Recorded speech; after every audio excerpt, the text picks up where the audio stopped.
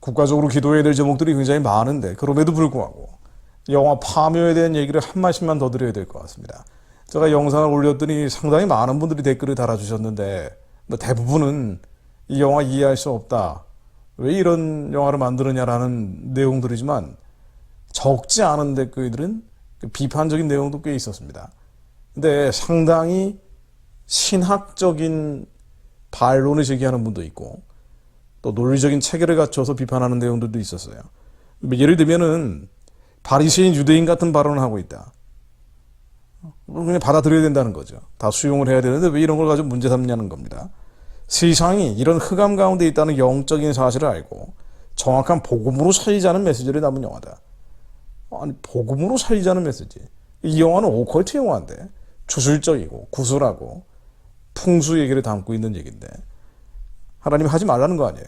가정이 여기는 일이고 마지막까지 회개해야 될, 살인과 함께 회개해야 될 것이 바로 이런 복술들인데 복술을 담고 있는, 또 그것을 긍정하고 확산하는 영화가 복음으로 살리자는 메시지를 담은 영화다. 그러면서 그리스도의 눈으로 보시고 하나님의 마음을 아셨으면 합니다. 하나님의 마음을 인용을 합니다. 이런 류의 댓글들이 굉장히 많았어요. 근데 댓글은 그렇다 치고요.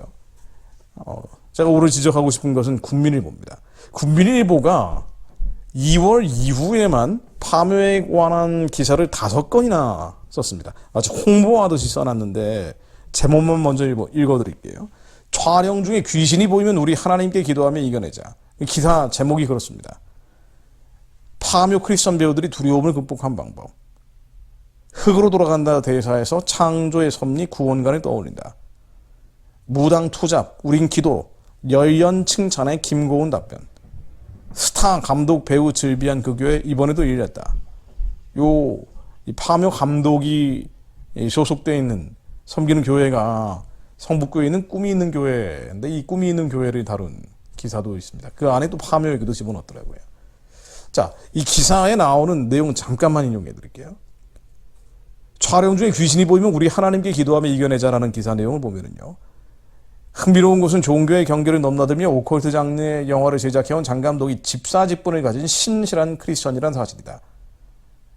원혼을 달래는 무당 활임역은 배우 김고은이 맡았는데 그 역시 독실한 크리스찬이다. 신실한 크리스찬, 독실한 크리스찬. 국민일보가 보증을 해주는 겁니다.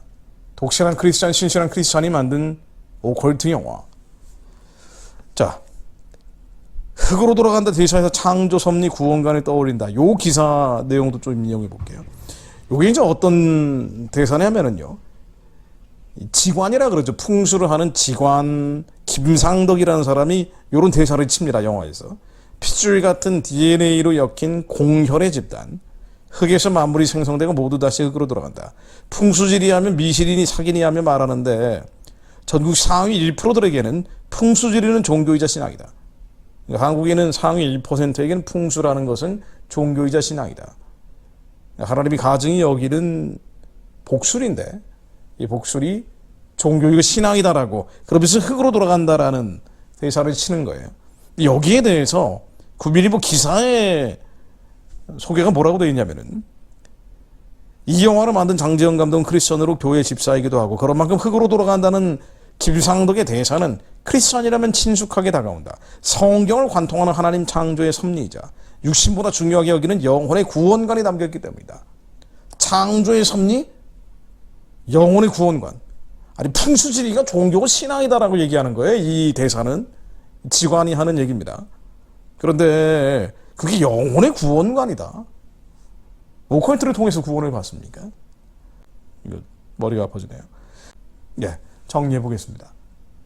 태초에 말씀이 계셨고 말씀이 하나님과 함께 계셨고 말씀이 곧 하나님입니다. 하나님 어디 계시냐라고 물어보신다면 하나님은 말씀으로 계시는 거예요. 그래서 이 말씀을 지키는 것이 그리스도인들의 첫 번째 의무입니다. 교회를 나간다는 것은 부족과 결핍을 채우기 위해서 병 고치고 돈 벌기 위해서 가는 게 아니에요. 우리의 목적을 이루기 위해서 이 세상에 썩어 없어질 것들, 땅의 것들을 채우기 위해서 교회를 나가는 게 아닙니다.